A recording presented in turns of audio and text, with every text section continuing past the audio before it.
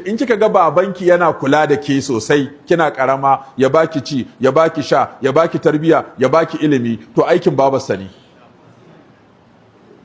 Idan kika auri miji, kika ga mijin nan ya kawo miki ci, ya kawo miki sha, ya kawo miki sutura, ya kawo miki magani, ya nemo miki abinci, ya mutunta ki, ya girmama ki, ya ji tausayinki, ya saurare ki, ya miki laifi, ya baki hakuri, to aikin babarsa ne.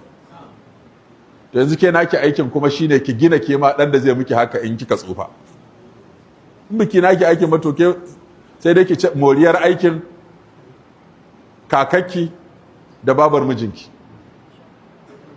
To ke kuma kika tashi kika yi naki aikin shine ki gina naki dan da ke ma in kin tsufa sai kuma sai ya karbi mijinki ya ci gaba da aikin. Babanki yayi nasa aikin kina yarinya, mijinki yayi aiki kina mata aure, ƴaƴanki kuma su yi nasu aikin idan kin tsufa. Don kika yi sakaci biki naki aikin ba, to shi da zaki tsufa baki da ɗa mai biyayya, baki da ɗa mai nagarta, baki da ɗa mai tarbiya, baki da ɗa mai kula da ke, baki da ɗa mai sauraren ki, saboda ke ma biki saurare shi ba. Ai iyayenmu da iyayen duk wani babban mutum ma da ke ƙasan nan, in ka duba, ai abu biyu suka yi mana, muka yi karatu. Muka yi ilimi, aka samar da professors da doctors da manyan malamai da shehinnai da attajirai. Duka iyayen me suka yi? Karatu suka yi?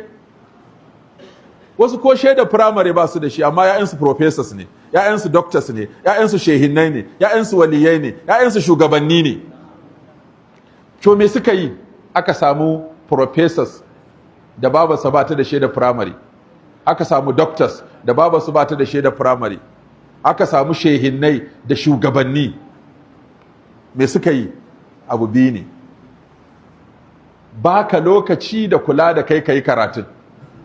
Abinda suka yi ma kenan. Idan ka tafi makaranta, kafin ka tafi, babarka tana tashi karfe 4 za ta dora muku girki, ta wanke muku kaya, ta shirya muku abinci, ku karya, ta yi muku wanka, ta sa muku uniform, ta rako ku bakin kofa ta ce Allah ya kiyaye, ta yi ta addu'a.